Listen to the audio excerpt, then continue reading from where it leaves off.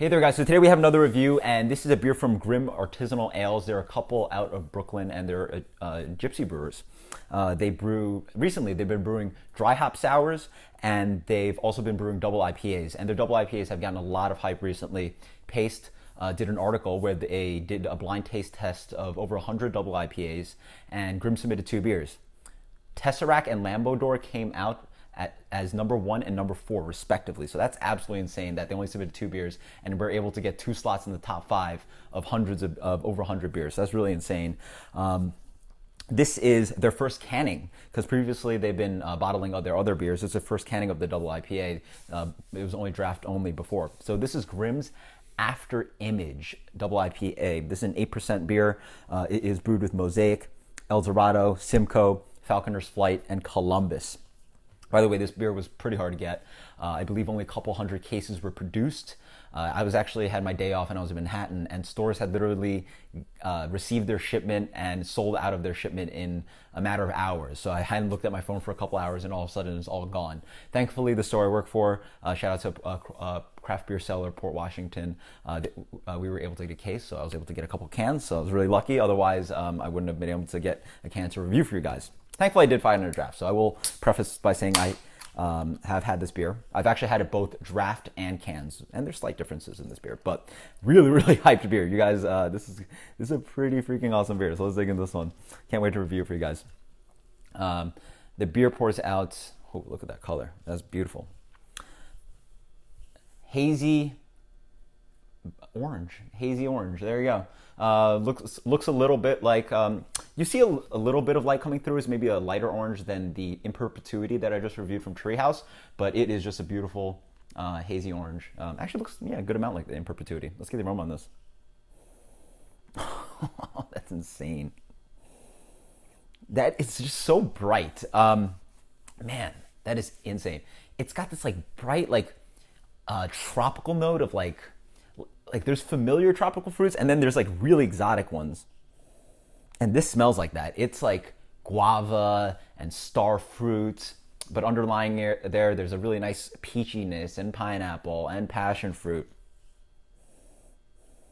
Intense amounts of passion fruit. I actually have a passion fruit dish soap, so I'm actually reminded of that. It does smell like real, like fresh passion fruit. A little bit of bready sweetness in there, a little bit of kind of a dank quality in the back end, but is really dominated by sweet tropical fruits. It smells absolutely insane. That's insane. Cheers, let's try this.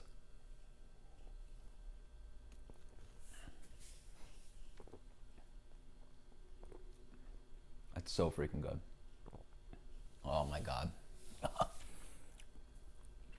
It's like juice. Yeah, someone that's had this beer with me before, they described it just tastes like juice. That's absolutely insane. That's ridiculous. What the hell? It tastes like passion fruit juice.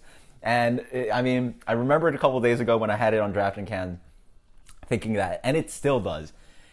With that aroma of that passion fruit thing, it falls on the palate. It is just straight passion fruit juice. Oh, and it has a little bit of like juicy orange, tangerine, like intensely sweet citrus fruits, a little bit of like juicy peach, mango goes on. Insane. That's absolutely ridiculous. It doesn't even taste like a double IPA too. Yeah, it drinks almost like a single IPA, and it's dangerous for that reason. Super drinkable, creamy mouthfeel. A little bit of like malts in the middle, a little bit of sweetness to accentuate those hops. But then it changes on you. It's not a sweet bready malt beer at all. On the back end, you're hit with this like dank quality. Yeah, I want to say it's a Simcoe. You get this kind of dank quality. And it's not a very bitter beer. It's like medium minus bitterness.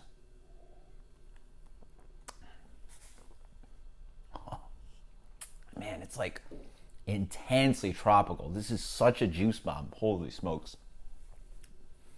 And it transitions really nicely, yeah.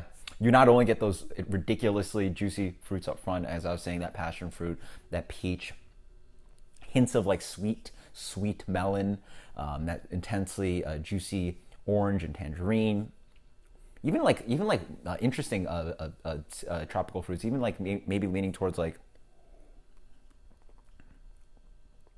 maybe like a little like lychee and some like really crazy cool tropical fruits, just intense complexity of tropical fruits, and then moves on to a nice kind of like dank intense bitterness, not intense bitterness, intense like finish, slightly reminder of heady topper on that finish of that like crazy kind of dankness, but without the abrasive quality.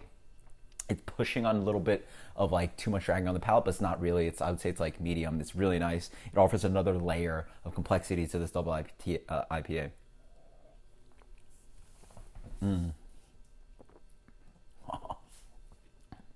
it's so clean. I mean, it just drinks like a single IPA. Again, it's creamy, but it just flies away in the palate. Screw me, this is amazing. Yeah, this is absolutely nuts. Yeah, I mean, I'm going to tell you that I haven't had Tesseract and Lambeau d'Or, so I can't compare it to those two beers. But I have had all of their other double IPAs, and this is the best one. This is not only the best IPA or hoppy beer that has been brewed in New York. This is straight up one of the best hoppy beers I've reviewed this year. One of the best double IPAs I've had this year. And for that reason, 100 plus out of 100. 100 plus out of 100, guys. Ding, ding, ding. This beer is absolutely nuts. I want to compare it to the last few double IPAs that I've reviewed, including Toppling Goliath Sosis, Hill Farmstead Society and Solitude 4, Trillium Headroom. I've been giving out a lot of hundreds pluses out of 100, but I really don't care because all those three beers are three of the top rated double IPAs you can ever find, and this is in that court. It's right there. I actually don't even know which one where I put it in consideration with those beers.